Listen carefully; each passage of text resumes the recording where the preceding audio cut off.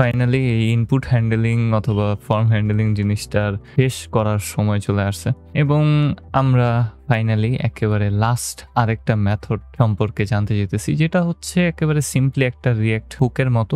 React হুকটার নাম হচ্ছে use reps এবং আমি এটা নিয়ে কথা বলিনি গত কয়েকটা ভিডিওতে, কিন্তু গত ভিডিওতে আমি বলছিলাম যে একটা ফর্মকে আমরা দুই ওয়েতে আনকন্ট্রোলড ভাবে হ্যান্ডেল করতে পারি এবং গত ভিডিওতে আমরা ভানিলা জাভাস্ক্রিপ্টের ওয়ে দেখছিলাম, কিন্তু এই ভিডিওতে আমরা রিয়েক্টের ওয়ে দেখব। দুইটাই যথেষ্ট ভালো। আপনারা চাইলে ফর্ম ডাটাকে ব্যবহার করতে পারেন এবং তারপর অবজেক্ট ক্লাসের মাধ্যমে সেটাকে কনভার্ট করে নিতে পারেন, কোনো সমস্যা নেই। কিন্তু আমরা রিয়েক্ট যেহেতু শিখতেছি তাহলে রিয়েক্টের ওয়েটাও জেনে রাখা ভালো দিক থেকে আমার মনে হয়। সো এই ক্ষেত্রে আমি এখানে একটা কম্পোনেন্টকে তৈরি করে নিছি inputref.jsx নামে এবং এটার ভেতরে আমরা খুব সুন্দরভাবে একটা ফর্মকে নিছি এবং সেই ফর্মের ভেতরে আমি দুইটা ইনপুট ফিল্ডকে নিছি, ফার্স্ট নেম এবং লাস্ট নেমের জন্য, এবং আমি হালকা পাতলা কিছু স্টাইলিং এটাতে অ্যাড করে দিছি, এক্সট্রা কোনো কিছু করিনি। এবং সবার শেষে আমরা একটা সাবমিট বাটনকে দেখতে পারতেছি এবং আমরা যদি কোডের উপরে যাই তাহলে আমি হ্যান্ডেল সাবমিট নামক একটা ফাংশনকে তৈরি করে দিছি, যেটা আমি ফর্ম ট্যাগের অন সাবমিট অ্যাট্রিবিউটে অ্যাড করে দিছি। এবং এই ক্ষেত্রে আপনারা খুব সম্ভবত জানেন না, আমরা কোনো একটা ইনপুট ফিল্ডে অথবা যে কোনো ইনপুট ফিল্ডে আমরা সিম্পলি একটা অ্যাট্রিবিউটকে অ্যাড করতে পারি যেটার নাম হচ্ছে রেফ অ্যাট্রিবিউট। এবং আমি কোনো রেফারেন্স পেতেছি না, আমার রিস্টার্ট করা উচিত। সো রিলোড উইন্ডো করে নিয়ে আগে আমার রেফারেন্সটা অফ হয়ে যায়। আমি একই সাথে দুইটা ভিএস কোড ওপেন করে রাখছি, তো আমার ভিএস কোড অনেক কিছু একসাথে চলে। তো এই ক্ষেত্রে মাঝে মধ্যে আমার রেফারেন্স দেওয়া অফ হয়ে যেতে পারে। সো আমি এখানে রেফ নামক একটা অ্যাট্রিবিউটকে নিতে পারি, দেখি রেফারেন্স কাজ করতেছে কিনা। হ্যাঁ, রেফারেন্স কাজ করতেছে এবং আমরা এই রেফ অ্যাট্রিবিউটটার ভেতরে একটা রেফারেন্স স্টেট ভ্যারিয়েবলকে দিয়ে দিতে পারি অ্যান্ড এটা সিম্পলি একটা স্টেট ভ্যারিয়েবলের মতোই কাজ করবে। কিন্তু এটা একটু প্রবলেমেটিক হইতে পারে, কারণ আমরা দেখছি যে একটা স্টেট ভ্যারিয়েবল কেন ব্যবহৃত হয়। স্টেট ভ্যারিয়েবলটা ব্যবহৃত হয় অন চেঞ্জ অ্যাট্রিবিউটের সাথে, যে আমাদের ইনপুট ফিল্ডে কোনো ধরনের চেঞ্জ হবে আমরা আমাদের সেই স্টেট ভ্যারিয়েবলটাকে আপডেট করতে পারি। এটা একটু এফিসিয়েন্টলি কাজ করতে পারে মাঝে মধ্যে যদি আমরা কন্ট্রোলড ওয়েতে আমাদের ইনপুটসগুলোকে নিতে চাই। কিন্তু আমরা তো এখানে কন্ট্রোলড ওয়েতে কোনো কিছু করতে চাইতেছি না, আমরা আনকন্ট্রোলড ওয়েতে করতে চাইতেছি। আমরা যেন একেবারে ফর্ম সাবমিটের পরে সেই ডাটাগুলোকে পাই সেই ব্যবস্থা করতে চাইতেছি। এবং এই জন্য রিয়েক্ট আমাদেরকে এইরকমই ইউজ স্টেট হুকের মতো আরেকটা হুক দেয়, যেটার নাম হচ্ছে ইউজ রেফারেন্স হুক অথবা ইউজ রেফ হুক। এবং এই ইউজ রেফ হুকটা এক্স্যাক্টলি ইউজ স্টেটের মতোই কাজ করবে, কিন্তু এই ক্ষেত্রে আমাদের কাছে কোনো এক্সট্রা স্টেট আপডেট ফাংশন আমরা পাবো না, যেটাকে আমি সেট ফাংশন বলি বেশিরভাগ সময়। সো এই ক্ষেত্রে আমরা ইউজ রেফ হুকটাকে ব্যবহার করতে পারি একটা রেফারেন্স ভ্যারিয়েবলকে নেওয়ার জন্য, এবং এটাকে আমি দিয়ে দিলাম fn নামে একটা ভ্যারিয়েবল নিয়ে নিলাম। এটা রেফার করবে ফার্স্ট নেমটাকে এবং ইকুয়ালস টু দিয়ে আমি এখানে ইউজ করতে পারি ইউজ রেফ। এবং এটার শুরুতে আমাদের রেফারেন্সের ভেতরে যেহেতু কোনো ধরনের ভ্যালু থাকবে না, আমাদের ইনপুট ফিল্ডে যেহেতু কোনো ধরনের ভ্যালু থাকবে না, সেহেতু আমরা এটাকে নাল দিয়ে দিব। এবং আমি আমাদের ফার্স্ট নেমের জন্য আমাদের এই ভ্যারিয়েবলটাকে অ্যাড করে দিতে পারি এখানে। সো আমি এখানে fn নামক একটা ভ্যারিয়েবল নিয়েছিলাম, এটাকে আমি এখানে অ্যাড করে দিলাম এবং অ্যাড করে দেওয়ার পর আমি একটু ইন্সপেক্ট টুলটাকে ওপেন করব এবং আমি এই ভ্যারিয়েবলটাকে আমাদের হ্যান্ডেল সাবমিটে একটু লক করে দেখতে চাই। সো আমি এখানে ইভেন্টটাকে আগে থেকে লক করে রাখছিলাম, এটার দরকার নাই। আমি এখানে ডাইরেক্টলি আমাদের ফার্স্ট নেম ভ্যারিয়েবলটাকে লক করে দিব এবং লক করার পর পেজটাকে একটু রিলোড করলাম।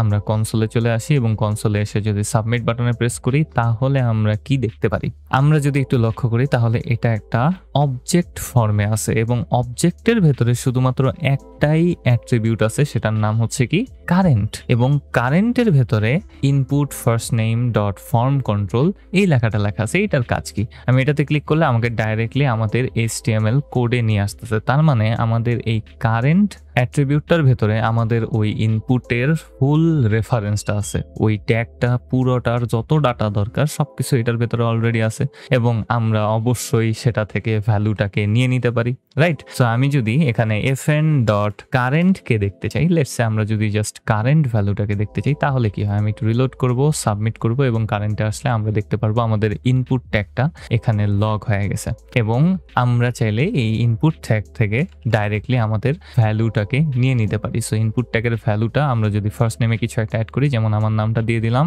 এবং সাবমিট বাটনে প্রেস করলে আমরা দেখব আমাদের ওই ইনপুট ট্যাগে যা লেখা আছে সেটা খুব সুন্দরভাবে লগ অবস্থাতে চলে আসলো। এবং এটাই আসলে শেষ। ইউজ রেফকে আমরা এভাবে ব্যবহার করতে পারি আমাদের সকল ইনপুট ফিল্ডের জন্য। আমরা একটা রেফারেন্সকে তৈরি করতে পারি, যেমন আমি এখানে ফার্স্ট নেমের জন্য তৈরি করছিলাম, সেম ওয়েতে আমি এখানে লাস্ট নেমের জন্য তৈরি করে দিলাম একটা ln is equals to use ref. অবশ্যই এটার ভেতরে আমরা নাল ভ্যালুটাকে দিয়ে দিব, কারণ স্টার্টিং ভ্যালু সবসময় নাল থাকবে। এবং আমাদের লাস্ট নেমের জন্য আমি একটা রেফ অ্যাট্রিবিউটকে অ্যাড করে দিব এবং এটার ভেতরে আমরা লাস্ট নেম ভ্যারিয়েবলটাকে অ্যাড করে দিলাম। এবং এখন আমরা চাইলে আমরা জাস্ট লগ করে দেখতে পারি। সো কনসোল ডট লগ এবং আমরা এখানে ln dot current dot value অ্যাট্রিবিউটটাকে দিয়ে দিব। এবং এতটুকু করার পর আমরা যদি পেজটাকে রিলোড করি, ইন্সপেক্ট টুলে আসি, কনসোলে যাই এবং ফার্স্ট নেমে কিছু একটা লিখি, লাস্ট নেমে কিছু একটা লিখি, সাবমিট বাটনে প্রেস করি, তাহলে দেখব আমাদের ইনপুট ফিল্ডের ভ্যালুটা খুব সুন্দরভাবে লগ হয়ে গেছে।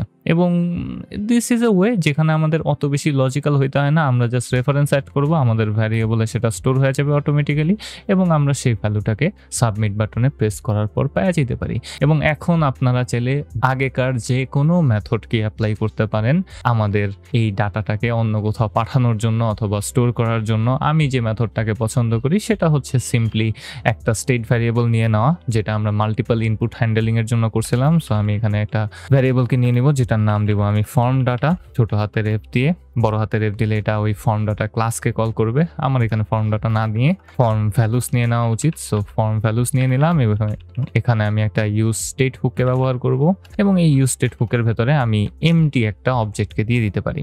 এবং যখন আমাদের এই ফর্মটা সাবমিট হবে তখন আমরা আমাদের এই ফর্ম ভ্যালুসটাকে আপডেট করতে পারি। আমি এইমাত্র রিয়েলাইজ করলাম আমি সেট ফাংশনটাকে নেই। সো সেট ফর্ম ভ্যালুস এবং এটাকে নিয়ে নেওয়ার পর অবশ্যই আমাকে এটাকে একটা ব্র্যাকেটের ভেতর ঢুকিয়ে দিতে হবে। আমি একটা থার্ড ব্র্যাকেটে ঢুকিয়ে দিলাম এবং আমরা এখান থেকে আমাদের স্টেট ভ্যারিয়েবল এবং সেট ফাংশনটাকে পেয়ে গেছি। অ্যান্ড আমরা এই কারেন্ট ডট ভ্যালুগুলাকে আমাদের ফর্ম ভ্যালুস অবজেক্টের ভেতরে জাস্ট অ্যাড করে দিতে পারি সেট ফর্ম ডাটা অথবা সেট ফর্ম ভ্যালুস ফাংশনটার মাধ্যমে। সো এই ক্ষেত্রে আমি নতুন একটা অবজেক্টকে তৈরি করে নেব যেটার ফার্স্ট অ্যাট্রিবিউট হবে ফার্স্ট নেম।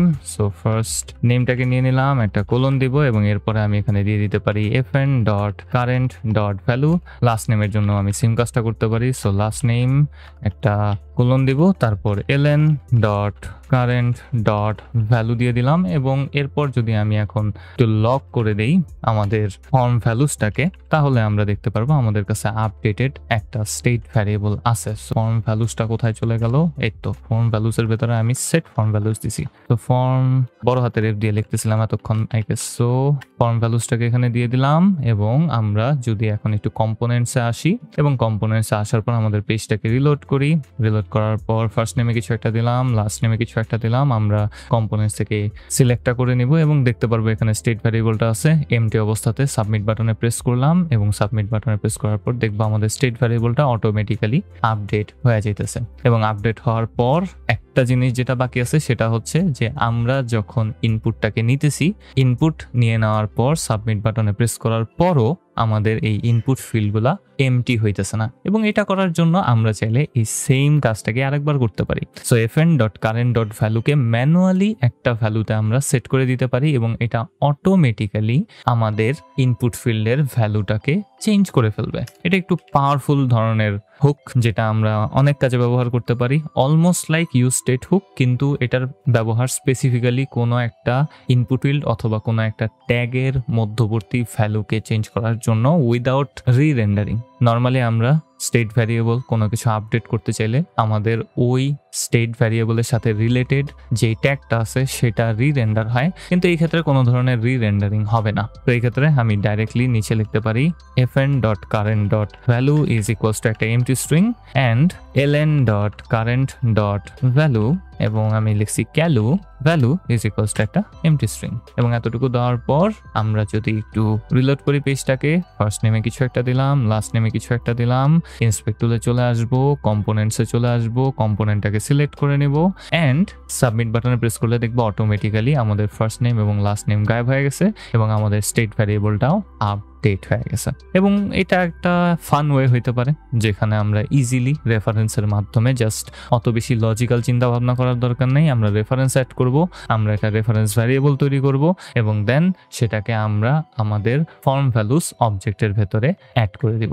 জাস্ট এভাবে করলেই হয়ে যায়। এবং এতটুকু করার পর আমার মনে হয় আমি একটু স্যাটিসফাইড যে আমি আপনাদেরকে ফর্ম হ্যান্ডেলিং জিনিসটা এত দূর পর্যন্ত নিয়ে আসতে পারছি। এটা আমার অনেক বেশি প্যারা দিছে অ্যাকচুয়ালি। এই ফর্ম হ্যান্ডেলিং নিয়ে ভিডিও করতে যায় আমার অনেকগুলা টেকনিক হয়েছে এবং লাইফের প্রচণ্ড লেভেলের ওঠানামার মধ্যে দিয়ে যাওয়া অবস্থাতে আমি এই সকল জিনিসপাতি করতে একটু প্যারা খেতেছিলাম। সাথে সাথে আমি জানি না কি হয়েছিল ভাই, আমি ভিডিও বানাইতে পারতেছিলাম না। লিটারালি কতদিন পর পরে ভিডিও আপলোড করছি গত 2 মাসে। আমি ইনশাল্লাহ কালকে থেকে আবার প্রজেক্ট বানানো শুরু করব, পারবো, আশা করি পারবো। আমি এখন নিজের হাত উপর দিকে ছুটতেছি বিকজ ফাইনালি শেষ হয়েছে এই জিনিসটা। যাই হোক, আমরা অনেকগুলা ওই জানছি কিভাবে আমরা হ্যান্ডেল করতে পারি আমাদের ফর্মগুলাকে এবং ইনপুট ফিল্ডগুলাকে, এবং সেগুলাকে একটু প্র্যাকটিস করা দরকার। এই কারণে আমি 2টা ছোটোখাটো প্রজেক্টের কথা ভাবতেছি যেখানে আমরা এই ফর্ম হ্যান্ডেলিং জিনিসটাকে একটু ব্যবহার করতে পারি এবং এই সকল জিনিসপাতিগুলোর সাথে সাথে আমাদের অন্যান্য হুক এবং রিয়েক্টের জিনিসপাতি যেন আমরা একটু রিক্যাপ করতে পারি। তো এই ক্ষেত্রে পরবর্তী ভিডিওগুলো হবে এই ফর্ম হ্যান্ডেলিং নিয়ে 2টা প্রজেক্টের উপরে। আমার যদি মনে হয় তাহলে 3টাও করতে পারি, বাট লেটস সি আমরা কয়টা প্রজেক্ট করতে পারি। অলরাইট, সো আশা করি আপনারা বুঝতে পারছেন। এবং আমার একটা ডিসকর্ড সার্ভার আছে, আমি ওই জায়গায় একটা VS কোড এক্সটেনশন বানাইতেছি খুবই ছোটোখাটো। যদি আপনারা চান সেখানে জয়েন করতে পারেন, ডিসক্রিপশনে লিঙ্ক দেওয়া থাকবে। অ্যান্ড যদি ভিডিওটা ভালো লাগে তাহলে অবশ্যই একটা লাইক করবেন, একটা কমেন্ট করবেন, একটা সাবস্ক্রাইব করবেন, কারণ সাবস্ক্রাইব করলে আমার ভালো লাগে, আমার মনে শান্ত লাগে। পরের ভিডিওতে কথা হবে।